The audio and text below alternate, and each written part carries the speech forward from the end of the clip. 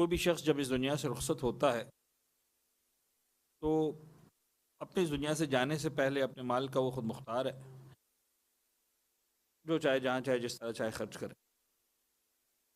لیکن زندگی سے جانے کے بعد، اس دنیا سے جانے کے بعد، اس کا اختیار اپنے مال میں 1/3 رہ جاتا ہے، اس کے علاوہ نہیں. یہ وصیت کے معاملے میں جائے گی بات. اور یہ وصیت بھی انسان کو یعنی جو زندگی میں جو اجازت ہے مال خرچ کرنے کی، وہ آخری سانس تک نہیں ہے. جب تک وہ نارمل طریقے سے زندہ ہے تب تک ہے. خدا نخواستہ کوئی شخص اگر مثال کے طور پر کسی ایسی بیماری میں چلا جاتا ہے کہ اب ڈاکٹرز جواب دے دیتے ہیں بعض اوقات کے ساتھ 2 مہینے، 4 مہینے، 6 مہینے، تو پھر وہ اپنے مال میں 100% تصرف نہیں کر سکتا. یعنی فرض کریں خدا نخواستہ میرا کوئی ایکسیڈنٹ ہو گیا مثال کے طور پر، ایسا کہ ڈاکٹر نے کہا بھی نہیں بچنے والے، 1 ہفتے باقی. اب میں کہوں کہ میرا مال جو ہے وہ سارا کا سارا امام باڑے میں دے دو، نہیں چلے گا. اب میں میکسیمم اپنا 1/3 زندگی میں بھی پورے مال کا اختیار نہیں رہتا. بڑا حساس معاملہ یہ. خدا نخواستہ مثال ایسی بیماری ہو گئی وغیرہ وغیرہ. خیر یہ تو ایک بات ہو. ہم نے عرض کیا تھا کہ جب ایک انسان اس دنیا سے جائے گا تو اس کے مال اس کے وارثوں میں تقسیم ہوگا. 3 کیٹیگریز ہیں. ہم نے عرض کیا تھا کیٹیگری اے، کیٹیگری بی اور کیٹیگری سی. ہم نے بات یہ عرض کی تھی کہ 95% کیسز میں آپ کو یہ نظر آئے گا کہ جب بھی کوئی شخص اس دنیا سے جاتا ہے تو اس کا کوئی نہ کوئی وارث کیٹیگری اے میں ہوتا ہے. یہ کیٹیگری اے میں کون کون آتے ہیں سنیے گا ذرا. کیٹیگری میں اے میں آتے ہیں، اچھا یہ جتنے بھی رشتے ہوں گے نا ہم مرحوم کے حوالے سے بتائیں گے. تو مرکزی شخصیت یا مرکزی فرد یہاں پر جو ہے وہ کون ہے جو اس دنیا سے رخصت ہو رہا ہے. سارے رشتے اسی حوالے سے ہم بتائے جائیں گے. جیسے میں ایک مثال دے کے سمجھا دوں کہ میں کیا کہنا چاہ رہا ہوں. ہوتا یہ ہے کہ لوگ آتے ہیں مولانا صاحب ابو کا انتقال ہو گیا ہے تو امی کی وراثت کتنی ہوگی، مثال یہ سوال ہے. اب وہ سوال میں پوچھ رہے ہیں امی، حالانکہ وہ امی کی وراثت نہیں پوچھ رہے، وہ مرنے والے کی زوجہ کی وراثت پوچھ رہے ہیں. اپنی بات سمجھا پا رہا ہوں میں؟ یعنی یہ جو رشتہ ہے اس وقت جتنے رشتے بتائے جائیں گے کس کے حوالے سے بتائے جائیں گے؟ مرحوم کے حوالے سے.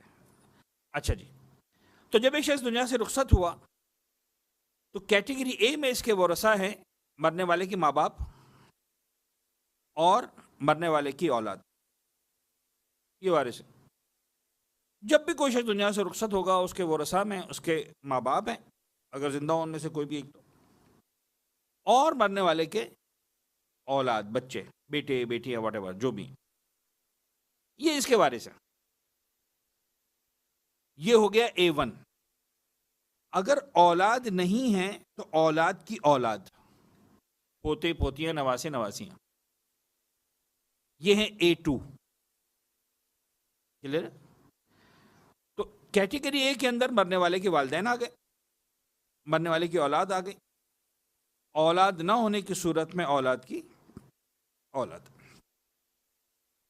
اچھا اس میں ایک بڑا حساس سوال ہے اور میں جو ہے وہ آپ کی خدمت میں عرض کر دیتا ہوں کہ آپ کو پتہ ہو کم از کم. وہ یہ کہ مثال کے طور پر فرض کریں ایک شخص کا انتقال ہوا، اس کے 4 بچے تھے، 4 میں سے 2 کا انتقال ہو چکا ہے پہلے ہی. جن 2 کا انتقال ہوا ان کے بچے ہیں، یعنی مرنے والے کے پوتے پوتیاں یا فرض کریں نواسے نواسیاں ہیں. ایک شخص کا انتقال ہوا، غور کیجئے گا، اس کے 4 بچے تھے، 4 میں سے 2 کا انتقال ہو چکا ہے، 2 ہیں. جن 2 کا انتقال ہوا ان کے بچے بھی ہیں. جب تک یہ 2 بچے زندہ ہیں ان پوتے پوتیوں نواسے نواسیوں کو کچھ نہیں ملے گا. یہ بات اچھی طرح ذہن میں رکھیں.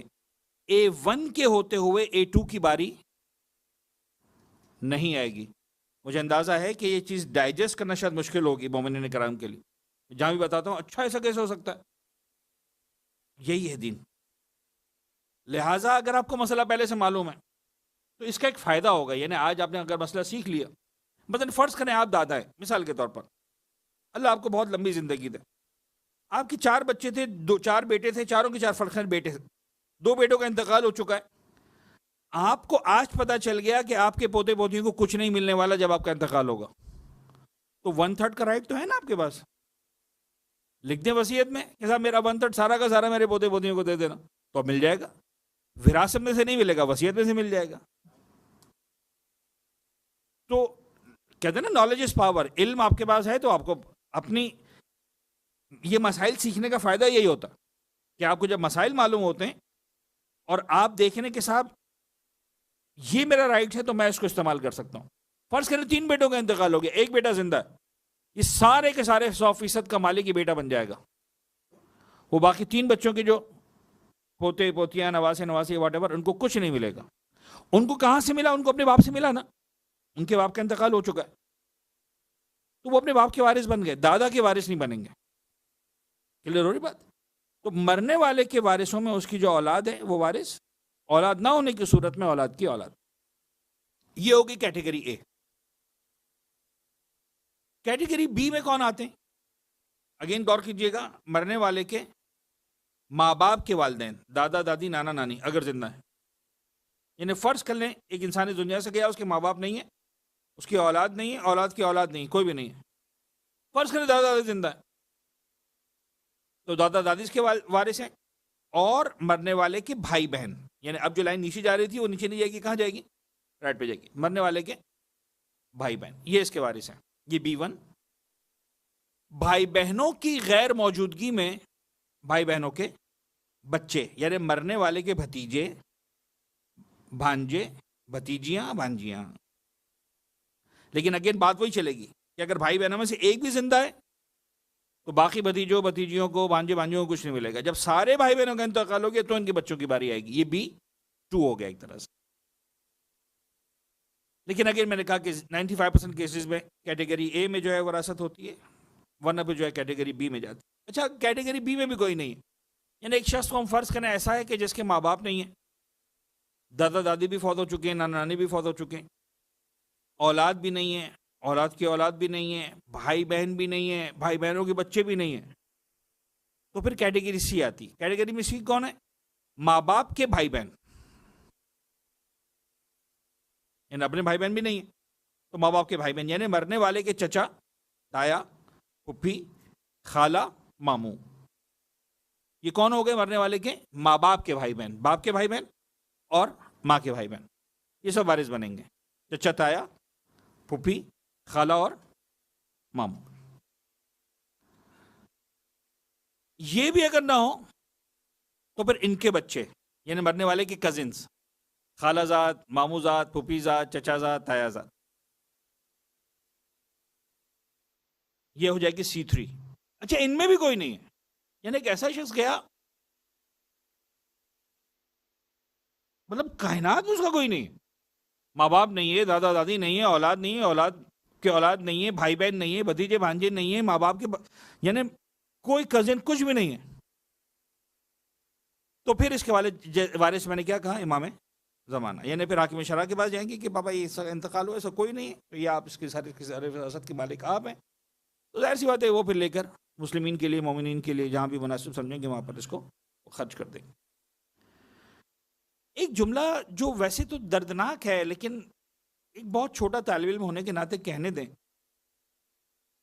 آج تو ایسا نہیں ہے لیکن ہم جس راستے پہ چل پڑیں وہاں آہستہ آہستہ یہ ہونے جا رہا ہے۔ یہ جو ہم لوگوں نے اپنے اوپر سوار کر لیا ہے بچے 2 اچھے، اور نتیجہ یہ ہے کہ رشتہ داری نہیں ہے ہمارے، یعنی مجھے اندازہ ہو رہا تھا کہ میں جب کہہ رہا تھا نا چچا تایا پھپھی، تو ممکن ہے بہت سارے بچے کہہ رہے ہوں کہ مولانا یہ آپ کون سے رشتے بتا رہے ہیں، ہمیں تو ایک ہی رشتہ پتا ہے انکل، ایک رشتہ پتا ہے آنٹی۔ بہت سارے بچوں کو چچا اور تایا کا فرق ہی نہیں پتا، پھر وہ کہتے ہیں مولانا مشکل اردو بول رہے ہیں۔ بیٹا آپ مشکل میں جی رہے ہیں، میں مشکل اردو نہیں بول رہا، یعنی بات پہنچا پا رہا ہوں کہ نہیں؟ اہل بیت اطہار کی تعلیمات کا خلاصہ یہ ہے کہ تمہاری تناکحوا وتناسلوا تکثروا، نکاح کرو، نسل بڑھاؤ، کثیر تعداد میں ہو جاؤ.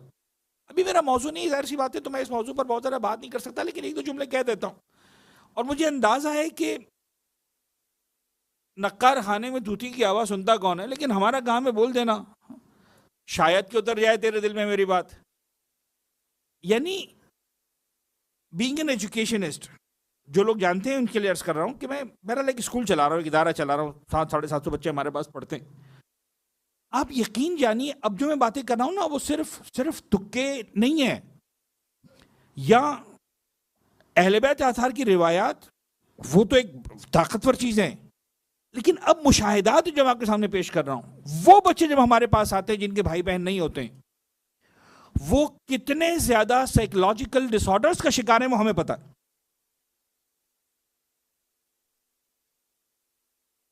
وہ بچے جن کے پاس بھائی بہن نہیں ہیں، میں بہت زیادہ کھل کے بات تو نہیں کر سکتا ہوں نا، جس حد تک ممبر مجھے اجازت دے رہا ہے.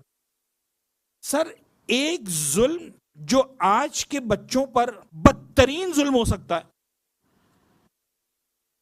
ہمارے حساب سے ظلم کیا ہے؟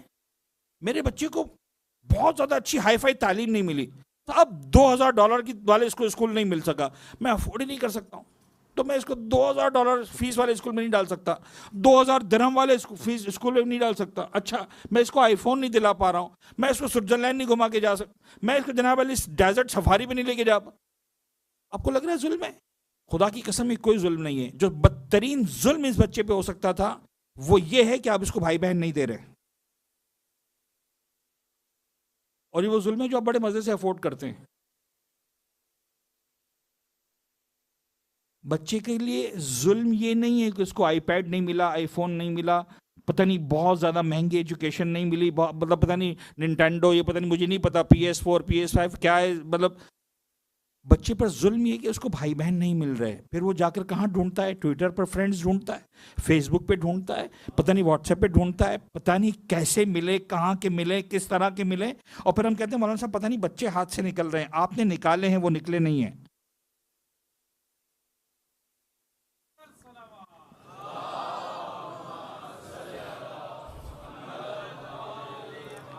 خدا را اپنے بچوں کو رشتے دیجئے، خدا را اپنے بچوں کو بھائی بہن دیجئے.